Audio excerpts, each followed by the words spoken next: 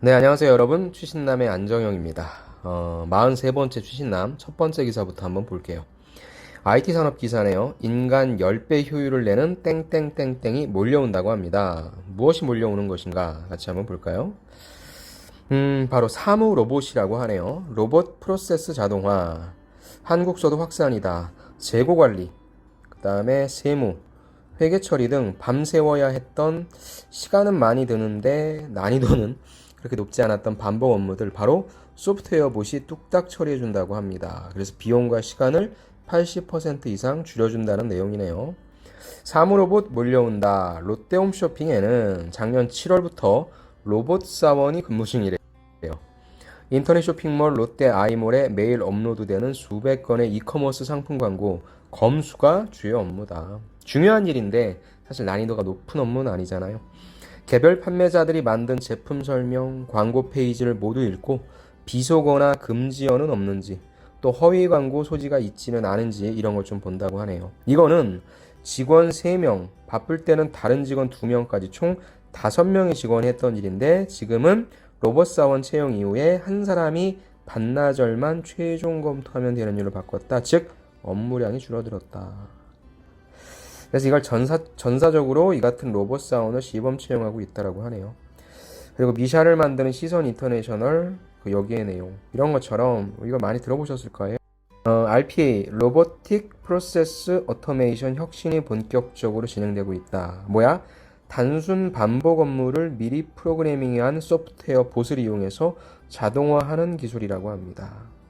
그래서 한국에서도 2년 전부터 대기업 위주로 시범 서비스가 시작된 이후에 올해는 중견 중소기업은 물론 컨설팅, 세무, 회계 같은 개별 전문 직종까지 접목되고 있다. 인공지능 기술이 일자리를 빼앗아 간다는 당초 두려움과는 달리 오히려 생산성을 높여주는 역할을 하고 있다. 근데 이건 사실 좀 약간 좋게 포장한 것 같고요. 요걸 통해서 예전에 그런 일들을 하기 위해 뽑았던 직원들의 채용은 없어지는 건 확실하긴 하겠네요. 그렇죠? 아무튼 그 내용에 관련된 기사니까 여러분들이 조금 보시고요. 요 RPA라고 하는 요 용어는 여러분들이 꼭 한번 읽어보시고 알고 계셔야 될 겁니다. 뭐 많이 알고 계시겠죠? 두 번째 기사까지 같이 볼게요. 그래서 그거에 관련된 내용을 조금 더 디테일하게 푼 겁니다. 카드사의 AI 상담 로봇이 고객 100명을 동시에 응대한다는 거죠. 우리가 이런데 전화하면 제일 짜증나는 게 전화를 안 받잖아요. 그렇죠? 기다리는 게 오래 기다리는데 요걸 통해서 가능하다고 하네요. 자주 묻는 단순 항목은 로봇이, 조금 더 복잡한 걸 사람이. 대부분 대기업이 RPA 시범 적용하고 있고요. 롯데그룹이 IT 금융 넘어서 제조업도 관심 가지고 있다. 몇 시간씩 엑셀 작업 의류 업체 잡무가 줄었고 본연의 업무에 집중할 수 있다는 내용입니다.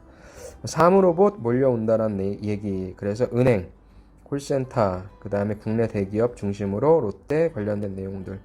그래서 요거 보시면 RPA 이제 시장 가능성이죠. 사용 중, 검토 중, 금융, 의료 서비스, 제조, 공공교육 등 지금 굉장히 많은 곳에서 이루어지고 있다라고 하는 내용이고요. 앞에 나와 있던 그 기사랑 연관된 기사니까 같이 좀 보시면 좋을 것 같습니다. 두 번째는 은행 산업이네요. 은행 산업. 요즘에 땡땡 맞춤 지원 플랫폼을 출시했다라고 합니다. 무슨 맞춤 지원일까요? 정답은 바로 중소기업 맞춤 지원이라고 합니다. 자, 가계 불황이죠. 그러다 보니까 가계보다는 기업 고객이 조금 더 중요해지고 있고 이 고객을 잡기 위해서 중소기업으로 찾아간다는 내용이죠. 계좌 없이도 가입할 수 있는 오픈형 상품 만들고 IBK 같은 경우에는 우리가 인터넷 서비스 해줄게. KB 같은 경우에는 AI가 정책 자금도 추천해줍니다. 신한은 스타트업 겨냥한 컨설팅 등 기업 고객을 잡기 위한 전략, 가계 불황이기 때문에 그런 관점으로 기사 좀 보시고요. 요거 보시면 좀 나와 있죠. KB 국민은행의 KB 브릿지 아까 관련된 내용. 기업은행은 박스고요. 신한금융 이노톡이라고 제가 지난번 추신남에 소개시켜드렸던 기억이 나네요. 아무튼 관련된 내용입니다. 쭉쭉쭉쭉쭉 넘어가죠. 요것 때문에 그러겠죠. 자, 실제로 지난 6월 말에 신한, 국민, 하나은행, 우리은행 등 4대 은행의 중소기업 대출 잔액은 27조 원, 은행마다 10%씩 늘었대요. 이런 상황에서 가입 조건을 자신들의 은행 고객으로 제한하지 않은 오픈 플랫폼, 주거래은행이나 뭐 딱 이렇게 정해놓는 거 있죠. 그거 안 해도 된다. 그거를 제공해서 최대한 많은 기업과의 접점을 만드는 전략으로 미래 고객층을 확보하려는 것이다. IT 스타트업처럼 은행 포트폴리오에 반영되지 않은 기업들의 시장을 파악하고 고객으로 만들기 위한 전략이다. 새로운 시장을 만들어야 되기 때문에 저는 그렇다고 생각을 합니다. 오케이, 관련된 내용이었고요. 은행 지원하시는 분들 이제 또 면접 준비하셔야죠. 이런 내용도 여러분들이 픽 해놓으시길 바랍니다.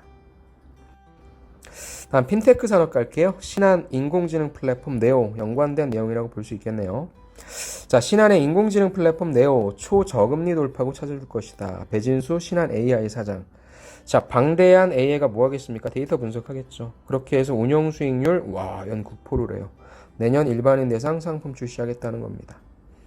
자, 인공지능의 시장 예측은 신의 영역에 대한 도전이지만 상용화된다면 전기 발명처럼 세상은 크게 바꿀 수 있다. 신한 AI 사장은 최근 읽고 있는 책 AI 슈퍼파워 문구를 빌려서 주어진 과제를 설명했다. 이것만 좀 볼게요. 신한 AI는 AI를 통해서 시장을 예측한답니다. 투자를 제한한답니다. 리스크랑 여신심사 자동화 기술 개발 등을 하는 신한금융그룹의 16번째 자회사라고 합니다. AI 플랫폼 네오를 기반으로 해서 투자 자문업 라이선스를 획득했다라고 하네요. 자, 그래서 네오의 구축한 알고리즘은 전 세계에서도 처음 있는 시도고 글로벌 톱 클래스 AI 전문 회사로서 기반을 다지겠다라고 하네요. 과거 30년치 금융 분야 정형 데이터 43만 개, 전문가 블로그 등 심리와 정책 변수에 관한 비정형 데이터까지 1,800만 개 분석해 스스로 장기 단기 시장을 예측한다라고 얘기합니다. 오케이, 성공할지 여부를 한번 좀 봐야 되겠네요. 그런 관점으로 한번 좀 보시기 바랍니다. 네, 이번에는 네 번째 기사 볼게요. 모빌리티 산업입니다. 디지털 땡땡이라고 하는 글로벌 경쟁 뛰어든 현대차입니다. 현대차가 디지털 무엇에 뛰어들었나요? 한번 볼까요? 디지털 콕핏에 뛰어들었네요. 콕핏. 글로벌 경쟁 뛰어든 현대차입니다. 콕핏이라고 하는 것이 이렇게 여기가 운전자, 여기가 이제 뭐 조수석 하면 앞부분에 이렇게 패널 있고 이렇게 패널이 있죠. 요거를 완전히 이어버린다는 겁니다. 자율주행 시대 때는 운전자가 앞에 볼 필요는 없잖아요. 그렇죠? 알아서 운전하니까 요 디스플레이에 들어가는 부분들이 이제 다 어마어마한 뭐 어떤 가능성 있는 뭐 또 다른 플랫폼이 되는 거죠. 그거에 관련된 경쟁 뛰어들었다는 얘기입니다. 자, VR 터치패드 운전대 개발, 신차의 탑재 상용화 박차, 삼성전자, 중국의 바이톤 등과 경쟁이네요. 현대자동차가 지난달 자동차 운전대 버튼을 모두 없애고 터치 패널로 대체한 차세대 디지털 콕핏 시제품을 여기 프랑크푸르트 국제 모터쇼 2019에서 공개했다. 이거 한번 볼게요. 터치 패널을 통해 오디오 조절할 수 있고요. 차량 모드 변경 가능하고요. 모든 차량 관련 사항을 제어할 수 있다. 계기판에는 속도, 연료부터 그 다음에 VR로 구현한 내비게이션 지도까지 각종 정보가 표시된다. 제가 어젠가 그젠가 이거 보니까 제네시스 디지털 콕핏이 어떤 모습인지 구현한 그런 또 화면이 있더라고요. 진짜 게임하는 것 같고 운전하는 것이 아니라 무슨 영화 보는 것 같더라고요. 자, 잘 봅시다. 계기판이 차량, 멀티미디어, 주행 환경을 표시하는 정보 제공 담당이라고 한다면 운전대는 차량 통합 제어기에 해당한다. 그러니까 우리가 볼 수 있는 그런 화면들이 정보 제공이라면 운전대가 제어기라고 하는 거죠. 현대차는 콘셉트 개발을 마쳤고 콕핏을 차세대 신차에 탑재하기 위한 상용화 방안을 검토하고 있다라고 합니다. 자, 이걸 보시면 지금 이게 현대차뿐만 아니라 다양한 곳들이 다 하고 있다는 거죠. 현대자동차 같은 경우에는 말씀드린 대로 요것이고, 현대모비스 같은 경우에는 사이드미러가 없는 영상 시스템, 이건 렉서스에도 이미 나왔죠. 그 다음에 운전자 상태를 인식하고 주행 제어하는 거. 삼성전자도 하만과 협업해서 차량에서 가전을 제어하는 스마트 콕핏 공개했다 등 자율주행차 쪽으로 가면서 자동차가 기존의 어떤 기계라기보다는 뭐예요? IT 제품이 되고 있죠. 그래서 그런 추세다라고 말씀을 해주시고 계시네요. 오케이. 다음에 은행산업 갈게요. 은행산업은 제로금리의 역습입니다. 자, 무슨 말이냐? 은행 수익의 85%가 어디에 나옵니까? 항상 장사해놓고 욕먹는 게 은행이죠. 왜 그러냐면 은행 수익의 85%가 거의 다 이자 수익에서 나오잖아요. 그쵸. 한국의 은행 수익은 이자 의존도가 85%나 됩니다. 그러다 보니까 지금은 아직 제로금리가 아니지만 제로금리 때는 그러면은 이자 수익으로 버텨온 은행이 먹고 살 수 있겠는가란 거죠. 음. 자, 이자 수입 쫓는 금융사 대위기다. 마이너스 금리가 일상화된 유럽에서 은행원 4만 명 구조조정 계획이란 거죠. 은행에다가 돈을 맡기면 오히려 은행이 이자를 주는 게 아니라 돈을 빼가요. 마이너스 금리라. 금리 낮아지는 국내 은행들도 경영난 우려 폭풍 전야 분위기. 그럼 누가 제일 취약하냐? 소규모 지방은행이 되겠죠. 그래서 은행이 이자 수익이 아니라 이런 핀테크 등 새로운 수익원을 발굴하는 데 노력을 해야 된다라고 하는 내용입니다. 자, 기준금리 0%가 고착화된 제로금리 사회 유럽에선 최근에 4만 명의 은행원이 일자리를 잃었거나 잃을 처지다. 초저금리 사이로 접어든 뒤에 수익성에 치명타를 입고 고군분투해온 유럽 대형 은행들은 결국 인원 감축을 포함한 구조조정에 칼을 빼들었기 때문이다. 자, 밑에 거 볼게요. 이렇게 제로금리가 은행을 무너뜨리는 파급 효과가 현실로 나타나면서 우리 은행도 먹구름이 지켜드리고 있다. 이자이익에 기댄 역대 최대 실적이지만 이자이익이 하락할 수밖에 없는 향후 저금리 기조에서는 이거는 폭풍전야일 뿐이지 않냐. 엄청난 불안감이 있다는 거죠. 불안감이 기저엔 은행의 전통적인 수익원인 예대 마진 하락이 있다. 예대 마진은 대출금리에서 예금금리 뺀 값인데 이 부분이 이제 불가능해지기 때문이다라는 거죠. 그래서 아까도 말씀드렸지만 당장 대응할 수 있는 부분 여기 나와 있죠. 핀테크 서비스 개발과 해외 영토 확장, 비이자 수입 확대 등 새로운 수익원 발굴이다라는 부분입니다. 쉽진 않겠죠. 쉽진 않겠죠. 하지만 요거에 관련된 내용들 여러분들이 좀 파악하고 계시기를 바라겠습니다. 이번엔 6번째 기사 볼게요. LG전자, 신가전, 흥행몰이 실적 기사입니다. 신바람, LG, 신가전, 흥행몰이에 스마트폰도 선방했다. 이거는 잘 판 거고 이거는 마이너스를 줄인 거네요. 3분기 영업이익이 7,811억. 이게 여러분들 나중에 보시겠지만 삼성전자가 한 7조 정도 되거든요. 한 거의 LG전자랑 삼성전자는 영업이익이 10배 정도 차이 납니다. 전망치 25% 웃돌았다. 왜 그러냐? 이유가 중요하죠. 효자인 가전 부분의 5조 매출, 또 TV 부문도 환율 효과를 덕봤다. 환율이 올라가면 수출 기업은 실적이 굿. 이거 외우십시오. 스마트폰의 공장도 옮겨서 비용을 절감했다. 자동차 전장은 2분기 이어서 적자이긴 하지만 이라고 하는 내용입니다. 항상 이제 실적 기사가 많이 나올 건데 우리는 이 실적에 왜 그런지에 대한 이유가 중요하죠. LG전자가 올해 3분기 증권사들이 예상한 영업이익 전망치를 무려 25%나 초과 달성한 워닝 서프라이즈를 기록했다. HNA 잘 팔았고 TV 잘 팔았고 HE죠 그쪽이. 그 다음에 스마트폰 쪽은 적자 감소 때문이다. 디테일한 이유는 여러분들이 추가적으로 읽어보시기 바랍니다. 다음에 이제 반도체 산업 갑시다. 삼성전자죠. 패키징도 초격차다. 삼성은 반도체, 특히나 이제 메모리 쪽에서 얘기하는 반도체는 무조건 다 초격차 나올 겁니다. 자, 최첨단 공정 도입해서 기존의 8단 기술보다 용량 최대 3배로 확대했다. 조직 확대 기술 인수 등의 패키징 역량 강화에 박차다라고 해서 이것만 좀 보시죠. 자, 패키징의 초격차 전략입니다. 자, TSP, 테스트 시스템 패키지 총괄이 2018년도 말에 만들어져서 패키지 연구 제조 조직 통합이고요. 그 다음에 2019년도 6월에 삼성전기 PLP 사업 인수했었죠. 그래서 차세대 패키징 기술 개발 대폭 강화했고, 그 다음에 이번 10월에 TSV로 D램 칩 12단 기술 세계 첫 개발. 그래서 기존 제품의 1.5배에서 3배로 용량을 향상시켰다라고 하는 내용입니다.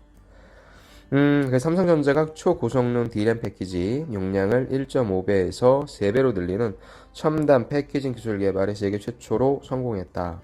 D램 등 반도체 성능을 높이기 위해서는 미세 공정뿐 아니라 패키지 중요성이 커짐에 따라 이 분야에서도 경쟁사랑 틈을 벌리는 초격차 전략에 박차를 가하는 것으로 풀이된다라고 얘기하고 있습니다. 오케이. 다음에 현대차 두산 땡땡땡땡 사업 손잡았다. 제가 지난 시간에 두산 관련해서 어느 쪽으로 사업 강화하고 있다고 말씀드렸고요. 바로 연료전지입니다. 왜 그러냐?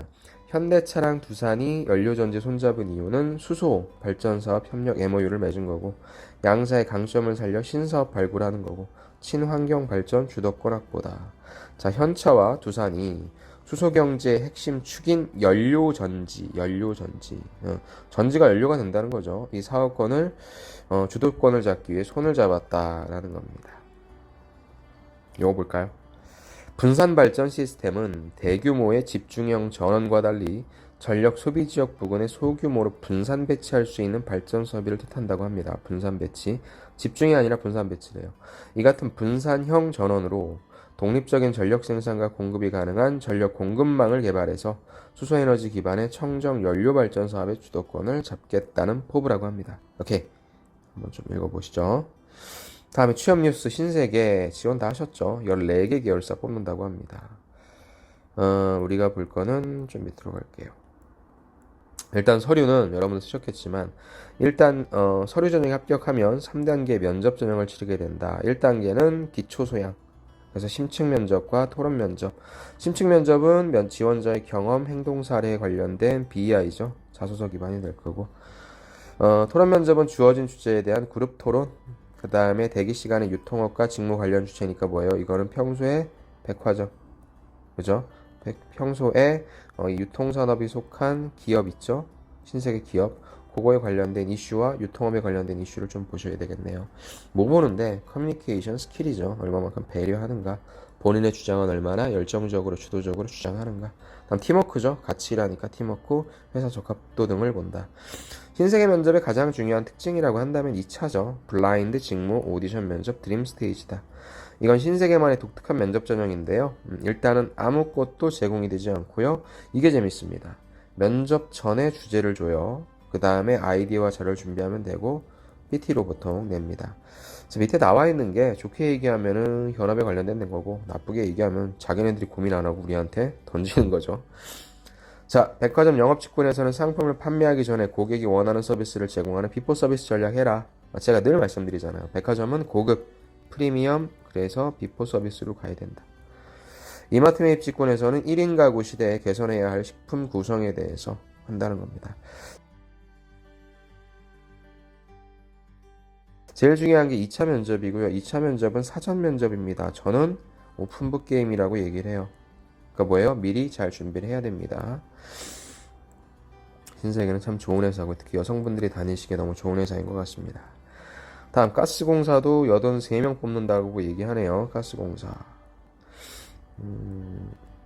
1차 필기시험이 여타 공공기관과 마찬가지로 NCS인데 여기에는 NCS만 보는 것이 아니라 뭘 봐요? NCS 직업기초 능력과 직무수행 능력 평가가 5대5로 본다는 거. 당연히 경쟁률은 다른 데보다 직업기초 능력만 보는 것보단 떨어지겠죠. 면접 봅시다. 면접 전형은 직무 면접, PT, 그 다음에 직업기초 면접. 50%씩 점수를 반영해 합산 점수가 높은 순. 직무 PT 면접은 지원자가 응시한 직무 관련 주제에 대해서 30에서 40분간 워드 프로세스 등을 이용해 자료를 작성한다. 그럼 이건 구조가 중요하겠네.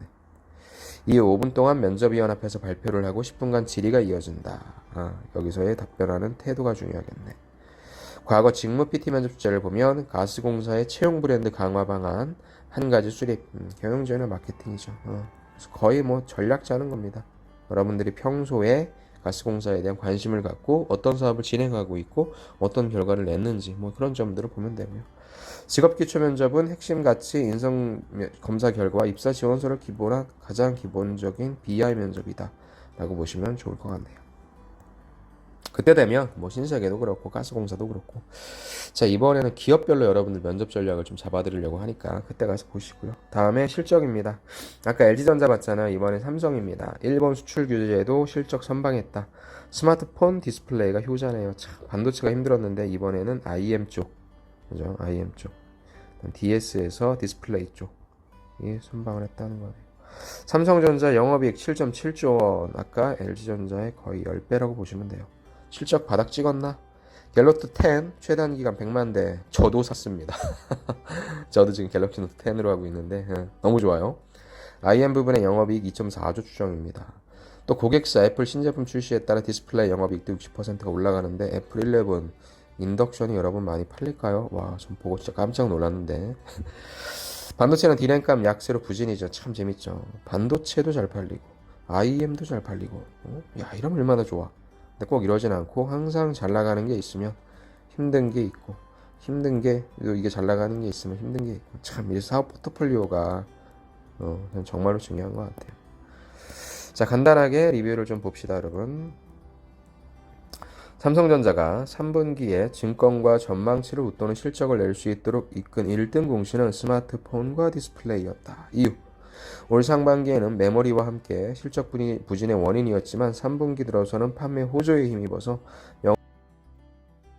영업이익을 끌어올리는데 큰 기여를 했다라는 내용입니다. 디테일한 내용 나와 있으니까 한번 좀 여러분들 아까 LG전자랑 마찬가지로 실적 개선 꼭 보셔야 돼요. 여러분들이 뭐 기술직을 지원하건 엔지니어를 지원하건 아니면 뭐 인문계 쪽, 인문상경 쪽을 지원하건 실적은 기본입니다. 기업은 장사해서 먹고 사니까. 오케이? 네, 이번에는 12번째 기사 볼게요. 반도체 산업 기사입니다. 포스텍 등 대학 여러 곳이죠. 몇 곳인지 반도체 지원 사업 선정되어 있다라고 하는 기사입니다. 바로 6곳이네요. 자, 정부랑 민간 출연금 120억을 투입해서 인프라 등의 교육 프로그램을 운영하겠다. 4차 산업혁명 인재 양성 나선다는 내용이죠. 반도체 관련된 인력이 없다 해서 결국에는 장난 아니겠네요, 여기. 자, 2019년 반도체 인프라 구축 지원 사업의 주관 기관에 포스텍이 선정됐다. 카이스트, 유니스트, 정경관대, 그 다음에 산기대, 명지대죠. 하나, 둘, 셋, 넷, 다섯, 여섯. 총 6군데네요. 이런 데는 정부 출연금 최대 100억 원, 20억 원 안팎 민간 자본을 투자받아서 노후화된 반도체 장비를 최신화하고 반도체 공정 흐름을 반영한 설계하고 공정을 세우고 패키지까지의 전주기적 교육 프로그램을 개성 운영함으로써 반도체 연구 인력 양성에 나설 전망이다 라고 얘기하네요.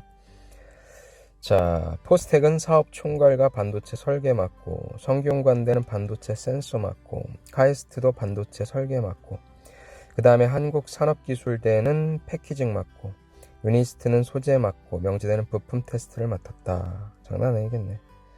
취업 100% 되겠죠. 야, 의미 있는 기사인 것 같습니다. 오케이. 다음에 모빌리티 산업 갈게요. 기아차, 굉장히 요즘에 잘 나가고 있는 기아차죠. 뭐가 잘 팔리냐? 바로 막내 셀토스가 일냈다. SUV죠, SUV. SUV 시장 쪽은 예전에는 진짜 10년 전만 하더라도 이 소형차, 그죠? 그 다음에 준중형차. 그래서 뭐 이게 지금의 스파크라든지 모닝, 준중형차 아반떼, 뭐 SM3, 뭐 기아 K3 이런 것들은 요즘 거의 안 나가죠. 다 SUV만 나갑니다. 자, 왜 이렇게 잘 나가냐? 파격적인 디자인에 월 6,000대 팔렸다. 보통 한 달에 제일 많이 팔리는 데가 한 1만 대 정도로 보시면 돼요. 매달. 거의 6,000대면은 뭐 절반 이상이니까 많이 팔리는 거죠. 단숨에 소형 SUV 새 강자로 또 신차급 업그레이드 4골 중에 4골 모합이죠. 2주 동안에 7,000대. 요 매니아들이 있어요. 또 기아차 점유율이 31%로 껑충. 요즘 굉장히 잘 나가죠. 셀토스 소형 SUV, 모하비 더 마스터 대형 SUV입니다. 자, 이게 실화입니까? 라고 얘기해서 옥동자가 태어났다라는 거고요. 이거죠. 기아차가 소형과 대형 SUV 시장에서 왜? 디자인, 두 번째 성능이죠. 저는 가성비라고 생각하고 싶어요. 또 많은 사람들이 뭐라고 할까요? 뭐 소확행?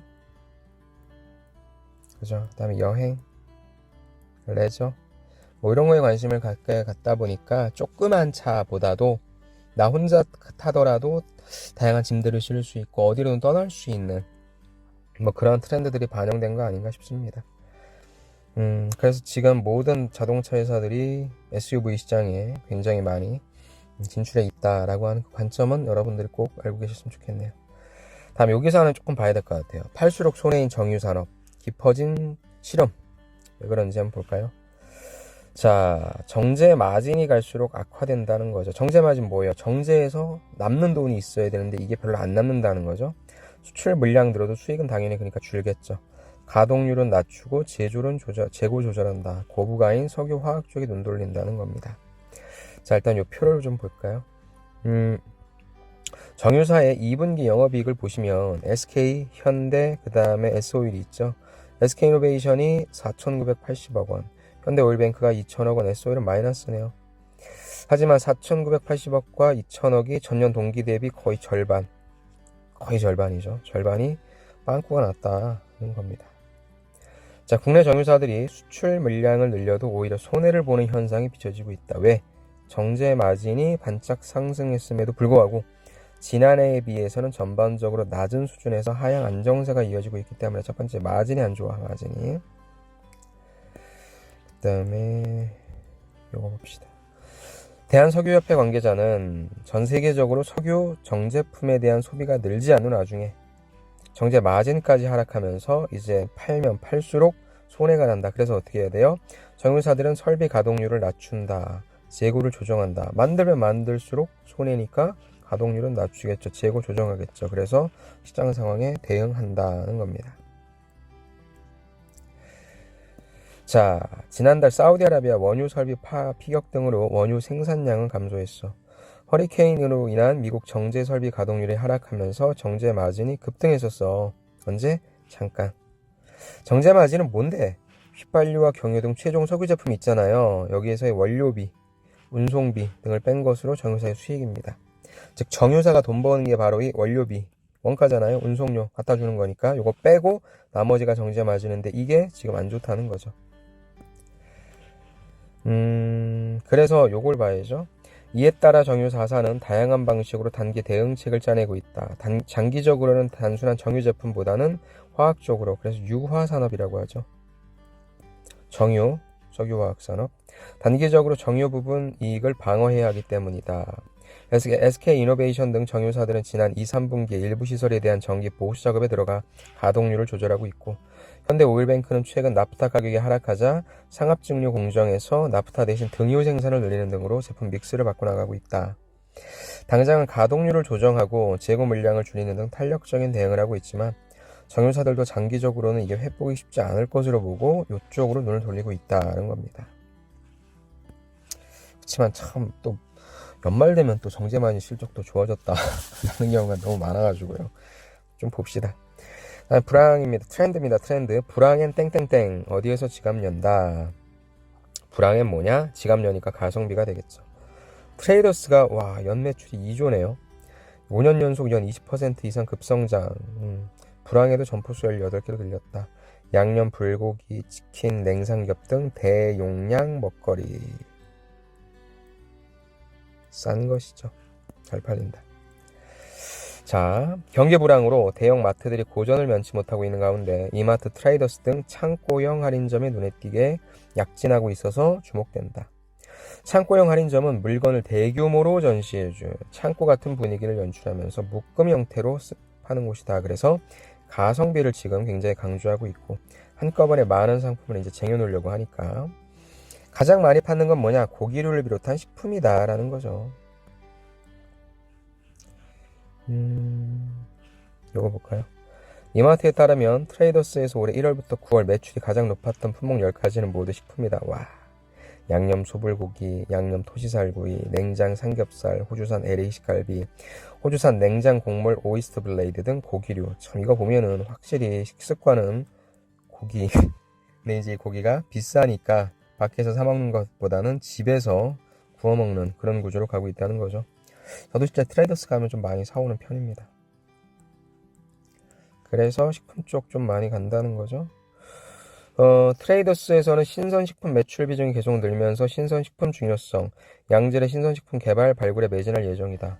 다음에 이제 트레이더스가 나갈 건 뭐예요? 여기서 이제 물류 쪽 뭐 해야 되지 않을까요? 이게 잘 나가니까 대용량 이런 것들을 지금은 트레이더스로 오게 만드는데 어느 때부터는 요거를 배달시켜줘야 되지 않을까라는 생각을 좀 한번 해봅니다. 홈플러스도 역시 마찬가지로 이거 있죠. 기존 점을 창고형 할인점과 대형마트 장점을 접목한 스페셜로 전환했다는 내용. 이것도 한번 추가적으로 보시면 좋을 것 같은데 지금은 어찌됐건 가성비라고 하는 큰 트렌드, 이걸 대형 구매, 대용량 구매, 이게 좀 트렌드다라고 하는 관점으로 봐주시면 좋겠네요. 다음에 유통산업 갑시다. 갤러리아 업계 최초 땡땡땡 전용 빌딩 세웠다. 갤러리아 뭐죠? 백화점이죠. 자, 백화점 항상 프리미엄 VIP죠. 업계 최초의 VIP 전용 빌딩 세웠다. 대전의 도룡동 매종 갤러리아 지나가다 한번 봤는데, 자, 신세계 백화점이 10일 대전시 유성구 도룡동에 VIP 신규 오프라인 플랫폼인 매종 갤러리아를 오픈한다. 이건 뭐야? 백화점 내에 마련된 VIP 전용 공간인데 백화점을 벗어났어. 외부 주요 상권에 오픈했다. 자, 이게 중요하죠. 뭔데? 자, 여기에는 일단 연 4천만 원 이상 구매하는 고객들만이 가능하다. 1층에 뭐 있어? 전시 공간. 그 다음에 지하 1층에는 가구 쇼룸, 카페, 이용은 예약 중심, 갤러리아 앱과 전화로 가능하다. 조금 더 디테일하게 볼게요. 뭐가 있는지 우리는 그 컨텐츠가 중요하니까. 1층은 명품 브랜드 팝업 및 전시 공간이다. 2층은 하나의 테마를 주제로 라이프 스타일 전반에 걸친 다양한 상품을 큐레이션한다. 3층은 개인적 휴식 및 쇼핑으로 시간을 할애할 수 있도록 다른 층에 비해 프라이빗한 공간이다. 4층은 바와 멀티 스페이스로 고객들이 본인의 취향을 탐구할 수 있는 클래스로 이루어진다. 괜찮은 것들이 좀 많이 있네요. 어떤 내용인지도 중요하겠지만 저는 여기 VIP 전용이다, 또 최초로 외부에 있다라고 하는 것이 좀 중요한 메시지인 것 같습니다. 그런 관점으로 여러분들이 좀 한번 봐주시면 좋겠네요. 다음 가시죠. 국제정세입니다. 이거는 여러분들이 기본적인 상식 차원에서 좀 보시면 좋을 것 같아요. 거세지는 홍콩 시위, 시위 촉발한 범죄인 송환법입니다. 홍콩 정부가 철회는 했지만 시위대는 직선제 도입 등 나머지 4대 사안 관철 요구입니다. SNS로 실시간 상황 전파, 국제사회에 이목 집중돼서 중국의 강경 진압이 쉽지 않다는 내용입니다. 면접에서 나오지는 않겠지만 전 그래도 계속적으로 뉴스에 등장하는 부분이기 때문에 질문 툭 던질 수 있죠. 지금 홍콩 시위에 대해서 어떻게 생각하냐. 이거 나올 수 있어요. 그래서 저는 그런 관점에서 여러분들이 이 기사는 한번 좀 화장실에서 읽어보시기 바랍니다. 다음에 토론 면접 역시 마찬가지죠. 학원 일요일 휴무제가 왜 지금 난데없이 나왔는지 모르겠는데 아무튼 이것도 한번 우리가 토론 면접이니까 잠깐 볼게요. 자, 서울시 교육청이 공론화를 거쳐서 학원 일요 강제 휴무제 도입 여부를 결정하기로 한 뒤 강제 휴무해야 된다, 하지 말아야 된다는 겁니다. 자, 찬성 측에서는 학생의 휴식권, 건강권을 위해서 학원 무조건 닫아야 된다, 쉬라는 거죠. 반면에 휴무제는 학생들의 학습 선택권, 학원 운영권을 침해할 가능성이 있다. 또 개인 과외 될 거야. 풍선 효과가 있다는 거죠. 자, 찬성입니다. 심야 교습 금지 성공적 안착, 학생의 휴식권이 더 강해져야 된다는 거죠. 그 다음에 반대쪽 입장에선 무엇입니까? 합리적 가격의 사교육을 막을 땐 체력 다른 교육 불평등 심화. 이미 이것도 사교육이긴 한데 이게 합리적 가격이라고 전제를 내려버린 거죠. 그렇다면 조금 더 큰 1대1 개인 과외 쪽이 더 심해질 거다라고 뭐 그런 내용인 것 같습니다. 뭐가 맞고 뭐가 틀리겠습니까? 관련된 내용인데 글쎄요. 이 내용은 그렇게 크게 연관성은 없어 보이긴 하는데 그래도 일단 픽은 해놓겠습니다. 삼성 디플 기사 갈게요. 땡땡땡 디스플레이 초격차 전략 뭡니까? 퀀텀 닷이죠. 퀀텀 닷. 또 문재인 대통령이 방문했죠. 13조 투자, 시스템 반도체가 133조였거든요. 근데 13조네요. 삼성 대규모 투자 의미, 중국의 저가 공세로 고전하는 LG 디스플레이가 완전히 아작이 났죠. 그리고 이거를 퀀텀 닷 디스플레이 양산으로, 즉 프리미엄 대형 패널로 치고 나가겠다. 아산 LCD 라인을 퀀텀 닷으로 전환하겠다. 2021년부터 65인치 패널 대형이죠. 5년간 8만 개 일자리 창출 효과라고 하는 내용입니다. 이것만 볼게요. 삼성이 중국 업체의 저가 공세로 빚어진 LCD 위기를 넘고 대형 패널 시장에서 주도권을 찾기 위해 13조 원에 달하는 대형 투자 카드를 꺼내들였다. LCD를 대체할 걸 퀀텀 닷 디스플레이 R&D에 총력을 기울여서 경쟁사가 따라오기 힘든 수준의 최첨단 기술과 고수익 사업 구조. 그래서 역시 추격차 전략이라고 하는 개념입니다. LG와 약간 달라요.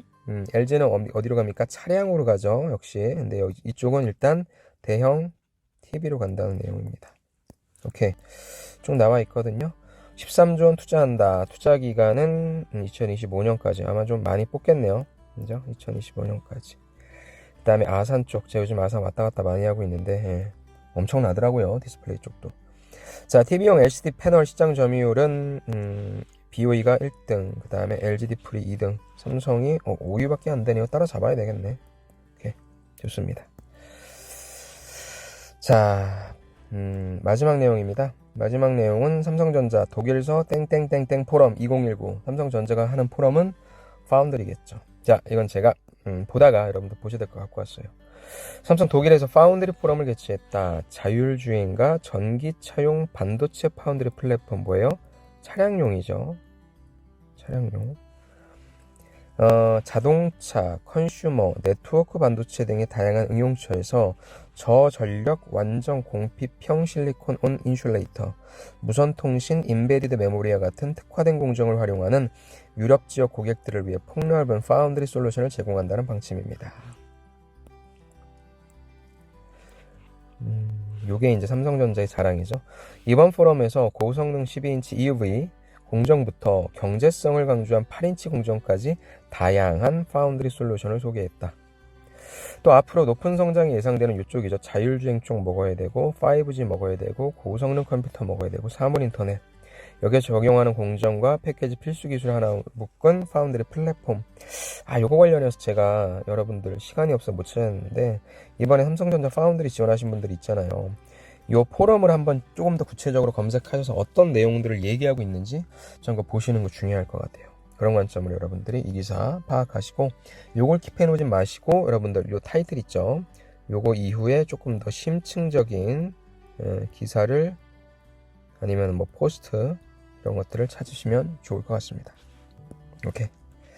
네, 이렇게 해서 최신남 또 한번 맞춰봤습니다. 여러분들 요즘에 중간고사에다가 아주 그냥 뭐 인적성에다가 뭐 필기, NCS 필기에다가 뭐 이래저래 많이 바쁘실 텐데, 예, 시간은 지나갑니다. 조금만 더 이를 악물고 견뎌주시길 바라면서 잘할 수 있다라고 하는 희망감과 긍정적인 생각으로 하루하루 잘 견디시길 바라며, 여러분들 옆에 저도 옆에서 코피 흘리고 있다라고 하는 거 기억해 주시길 바라겠습니다.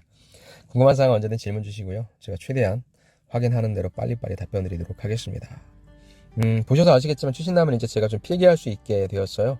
그래서 여러분들과 조금 더 디테일한 강의를 좀 나눌 수 있게 됐으니까, 예, 이 플랫폼을 통해서 이 노트 10을 통해서 여러분들에게 조금 더 실질적인 정보 드릴 수 있도록 하겠습니다. 여러분들 응원합니다. 수고하셨습니다. 감사합니다.